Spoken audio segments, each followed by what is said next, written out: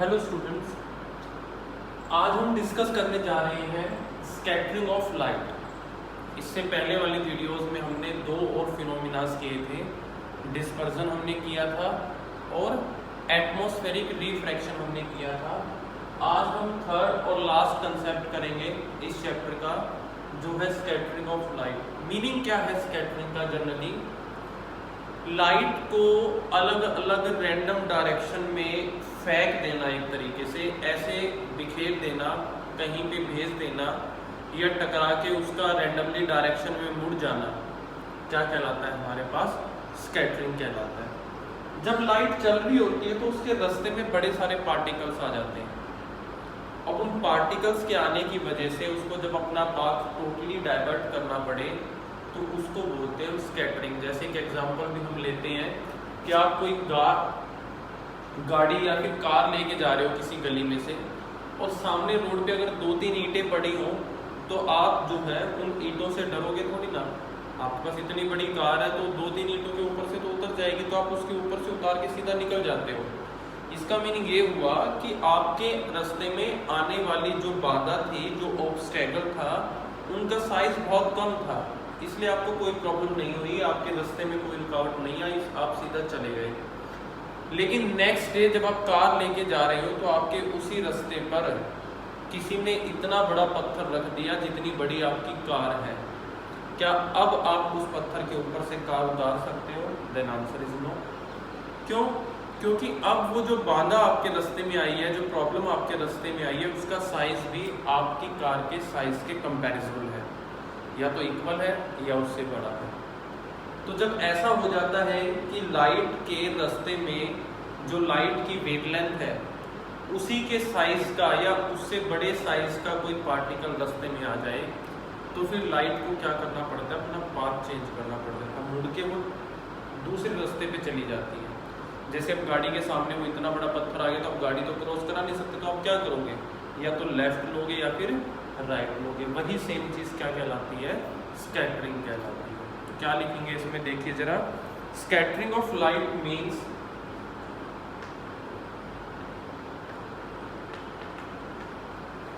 Scattering of light means light का जो मुड़ जाना, उसका मतलब है हमारे पास to throw light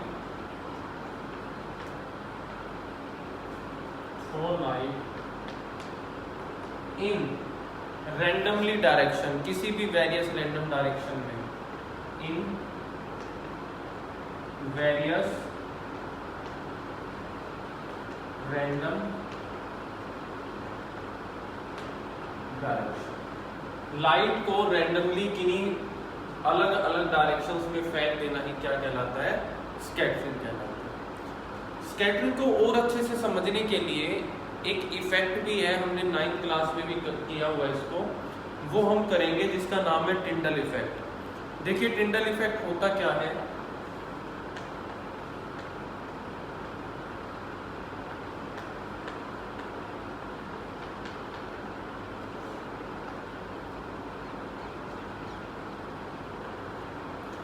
Tyndall effect ये कहता है कि लाइट जब भी किसी कोलाइडल सॉल्यूशन में से पास करती है तो वो बिखर जाती है। अब जो वर्ड यहाँ पर आपको प्रॉब्लम क्रिएट कर सकता है वो है कोलाइडल। आपने 9th क्लास में सॉल्यूशंस पढ़े हैं, homogeneous, heterogeneous, suspension, colloidal. Colloidal का मीनिंग बताने से पहले मैं आपको होमो और हेट्रो का बता देता हूँ। देखिए, होमोजीनियस वो सॉल्यूशन होते हैं जिसमें सोल्यूट और सॉल्वेंट इस तरीके से मिक्स हो जाता है कि आप दोनों को अलग अलग नहीं देख पाते। जैसे आपने पानी में नमक घोल दिया या पानी में चीनी घोल दी, एक बार जब घोल दी तो उसके बाद आपको सिर्फ पानी ही दिखाई देगा, वो चीज़ नहीं दिखाई देगी, चीनी गायब हो जाएगी, नमक गायब हो जाएगा। ऐसे सॉल्यूशन होते हैं होमोजीनियस। दूसरे होते हैं हेट्रोजीनियस, जिसमें आपने जो चीज़ मिलाई है, सोलवेंट में जो सोल्यूट मिलाया है वो मिक्स नहीं होता, आपको अलग से पानी में तैरता हुआ नजर आता है। जैसे कि पानी में रेत मिला दोगे तो रेत मिक्स नहीं होगा, सैंड मिक्स नहीं होगा। अब कोलाइडल सॉल्यूशन वो होते हैं जो दिखने में तो होमोजीनियस होते हैं लेकिन एक्चुअल में हेट्रोजीनियस होती है। दिखने में तो आपको ऐसा लगेगा कि सब कुछ मिक्स है, सब एक जैसा है, लेकिन एक्चुअलिटी में ऐसा नहीं होता। सबसे बेस्ट एग्जांपल जो आप लोग लेते हैं कोलाइडल सॉल्यूशन का वो होता है मिल्क, दूध। दिखने में तो आपको वो वाइट कलर का ही दिखाई दे रहा है सारा, लेकिन उसके अंदर जो फैट मॉलिक्यूल होते हैं, प्रोटीन के मॉलिक्यूल्स होते हैं, वो कभी भी मिक्सअप नहीं होते, हमेशा फ्लोट करते रहते हैं। तो जब ऐसा कोई सॉल्यूशन है कोलाइडल सॉल्यूशन जिसमें पार्टिकल्स जो हैं वो अलग अलग फ्लोट कर रहे हैं पर हमें नहीं दिखाई दे रहे, ऐसे सॉल्यूशन में से जब आप लाइट को पास करते हो तो लाइट टकराती है उन पार्टिकल्स पे और इधर उधर मुड़ जाती है, जिसको हम टिंडल इफेक्ट बोलते हैं। और इस फिनोमिना को बाद में क्या बोला गया, इसको बोला गया स्कैटरिंग। तो टिंडल इफेक्ट क्या कहता है, द स्कैटरिंग ऑफ लाइट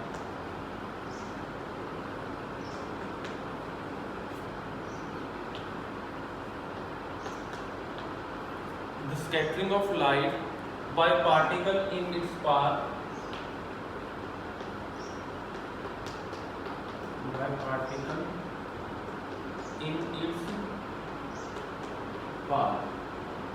इसको हम बोलते हैं Tyndall effect, is called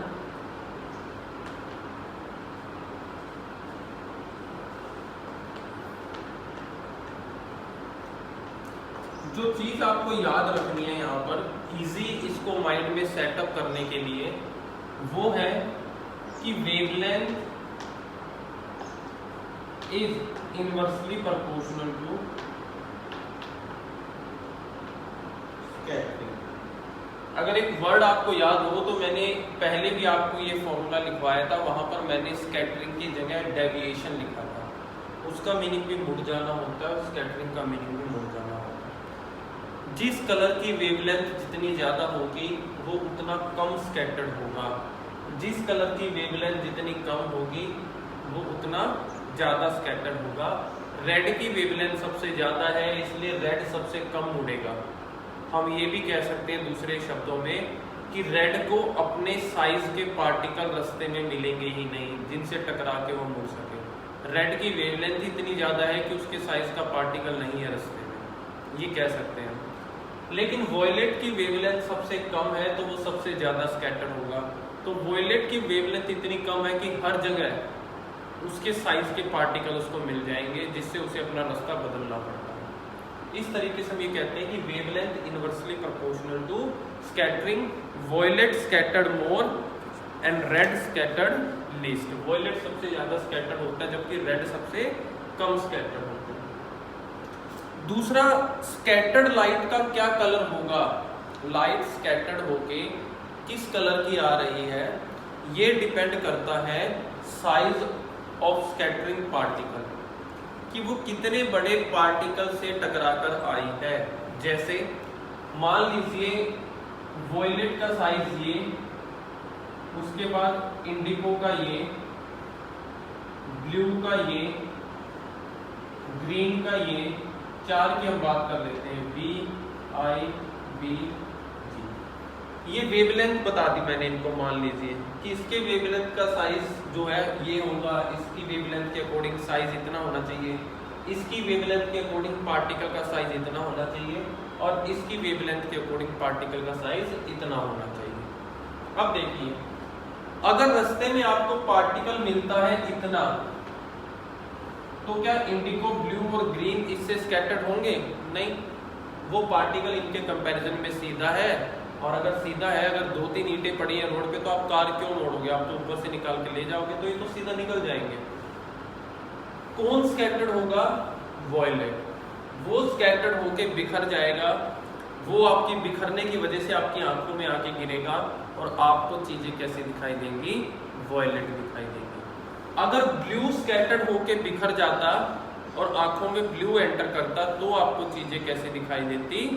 blue दिखाई देती है। बात माइंड में रखनी है कि जो कलर स्कैटर्ड हो जाता है और बिखर जाता है और आपकी आंखों में आके वही कलर गिरता है फिर, और आपको फिर चीजें उसी कलर में दिखाई देने लगती हैं। ज़्यादा बड़े साइज का अगर पार्टिकल रास्ते में आ जाता है कि बहुत बड़े साइज का पार्टिकल आ गया, जैसे कि वाटर ड्रॉपलेट्स हो जाती हैं या डस्ट पार्टिकल हो जाते हैं, तो इनका साइज तो इतना बड़ा है कि ये पूरी की पूरी वाइट लाइट को ही स्कैटर कर देते हैं, अलग कलर्स को करते नहीं, पूरी वाइट लाइट को स्कैटर कर देते हैं। तो इसलिए आपको वाइट लाइट ही आंखों में आके गिरती है।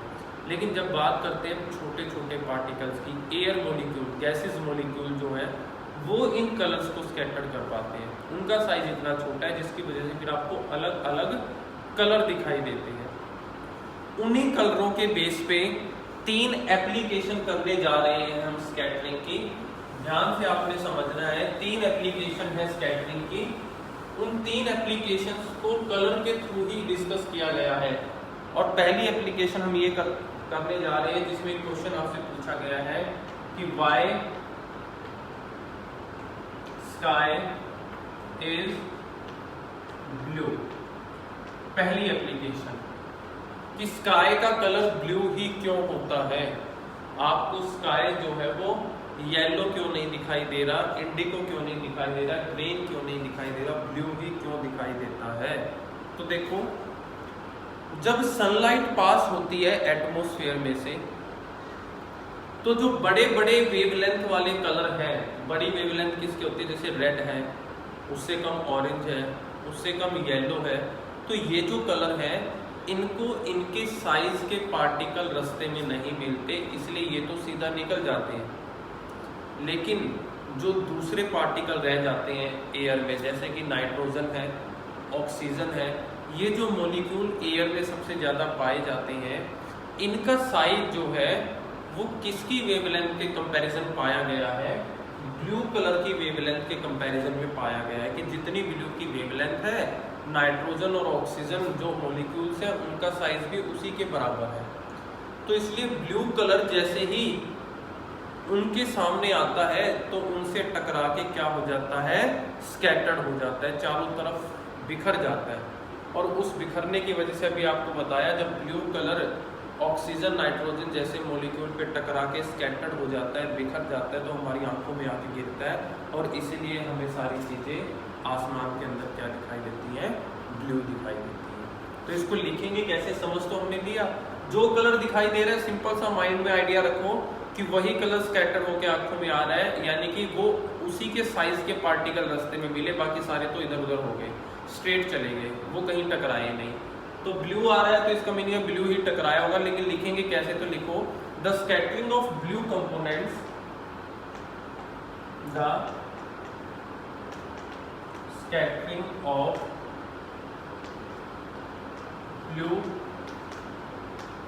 Component of light. लाइट के 7 कंपोनेंट्स हैं, 7 कलर हैं, उनमें से ब्लू कंपोनेंट का जो स्कैटर होना है, यहाँ पे आप लाइट लिख सकते हो या फिर आप सनलाइट या वाइट लाइट भी लिख सकते हो। Component of white light by air molecules by air molecules present in atmosphere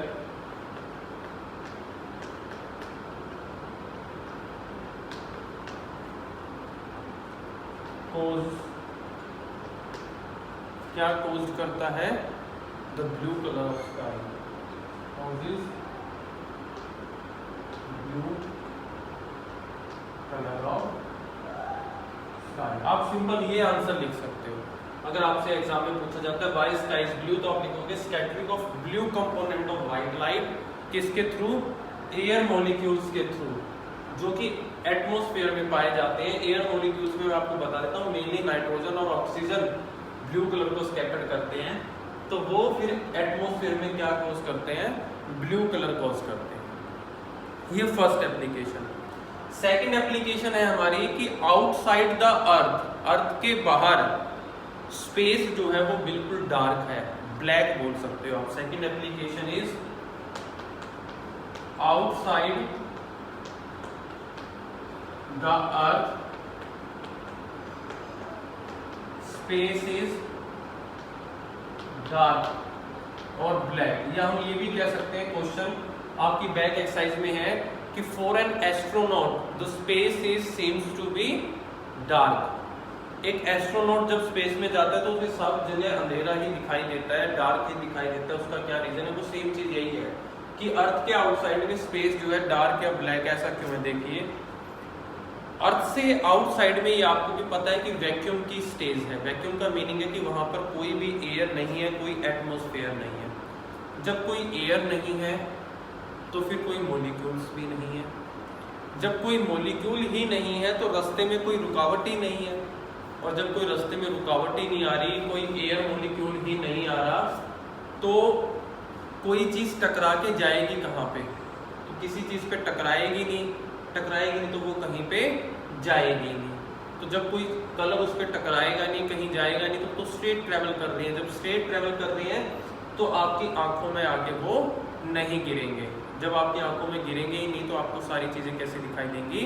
black दिखाई देंगी।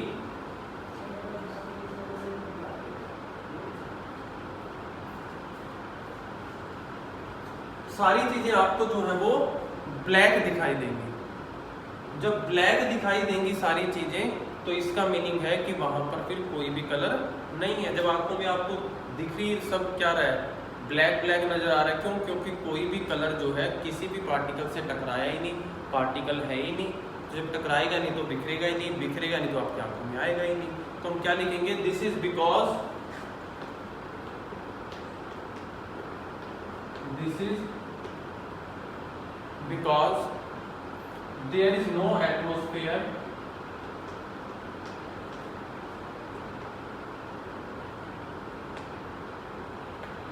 ये इसलिए है क्योंकि कोई एटमॉस्फेयर नहीं है इन आउटर स्पेस।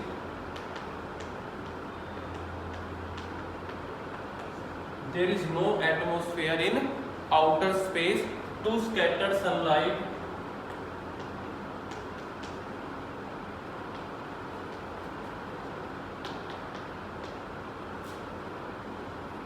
सनलाइट को स्कैटर्ड करने के लिए कोई भी एटमॉस्फेयर हमारे पास नहीं है। Since there is no scattered light, since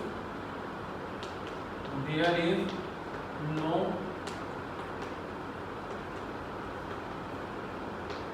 scattered light to reach our eyes, to reach our eyes. जब स्कैटर्ड ही नहीं हुई तो कोई स्कैटर लाइट हमारी आंखों में भी नहीं आएगी आउटर स्पेस में, इन आउटर स्पेस। देयरफॉर इसलिए आपको क्या दिखाई देगा? Sky looks dark. Therefore sky looks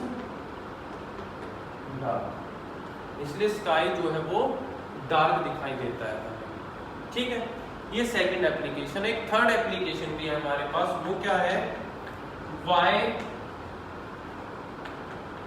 sky, जब सूरज उगता है और जब सूरज ढलता है, and at the time of sunrise and sunset, आपको जो आसमान है, जो स्काई है, वो रेडिश कलर का दिखाई देता है, लाल से कलर का दिखाई देता है। सूरज की लालिमा आपको दिखाई देती है।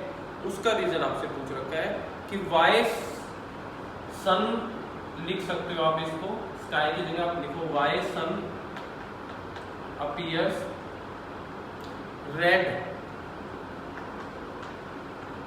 Eight sunrise and sunset. Sun आपको रेड क्यों दिखाई देता है सनराइज और सनसेट के टाइम? देखिए ध्यान से, जब सूरज उगता है और जब सूरज ढलता है, हमने पहले भी डिस्कस किया था कि अगर ये अर्थ है तो ये होरिजन होगा, ये अर्थ का एटमॉस्फेयर हो गया। सूरज यहां से निकलता है और यहां ढलता है, तो ये डिस्टेंस सनलाइट को कवर करना पड़ता है अर्थ तक जाने के लिए।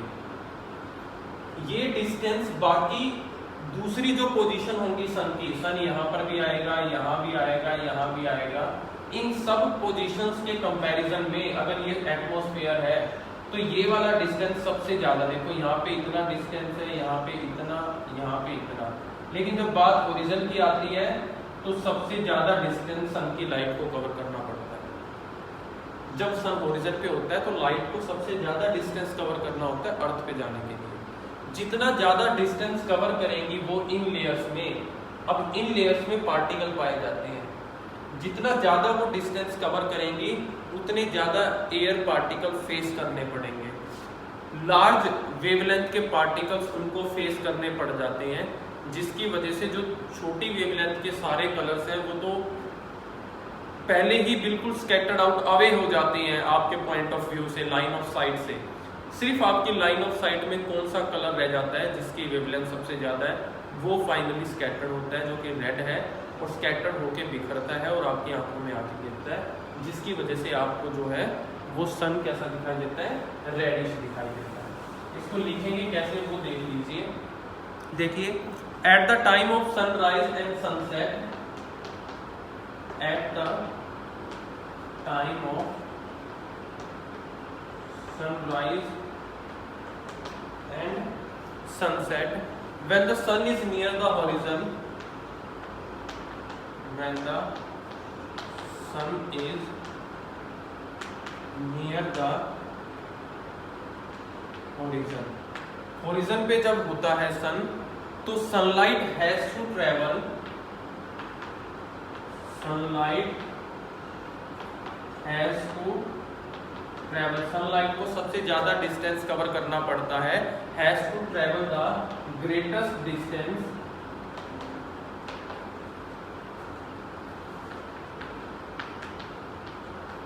Greatest distance to reach us, हमारे तक आने के लिए, to reach us.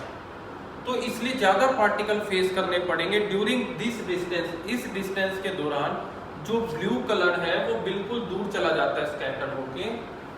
During this distance blue colour is scattered out away, वो तो बहुत दूर चला जाता है, इतने बड़ा पार्टिकल ब्लू को मिल गए रास्ते में कि टकरा के वो तो बिल्कुल साइड में हो गया, फ्रॉम, किससे साइड में हो गया, हमारी लाइन ऑफ साइट से, away from our line of sight. तो फिर उसके बाद जो सबसे बड़ा हमारे पास बचता है, सारे कलर होने के बाद सबसे लास्ट में जो रेड था, सो हायर वेवलेंथ लाइट, यानी कि रेड हमारी आंखों में आके गिरती है, तो हम लिखेंगे so higher wavelength light, so higher wavelength light means red enter in our eye, enter in our eye, इसलिए हमें सारी चीजें क्या दिखाई देती है, रेड दिखाई देती है। तो हम लिख सकते हैं लास्ट में so it appears reddish, so it appears reddish. ये तीन एप्लीकेशन थी हमारे पास स्कैटरिंग ऑफ लाइट की। लास्ट कंसेप्ट था चैप्टर 11 का हमारे पास, 3 एप्लीकेशन इसकी की है, 4 हमने एटमॉस्फेरिक रिफ्रैक्शन की है और 1 एप्लीकेशन हमने डिस्पर्सन की थी। एग्जाम में इनमें से कोई भी 1 या 2 आपसे पूछी जा सकती है, तो आपको इनको अच्छे से एक्सप्लेन कर देना है।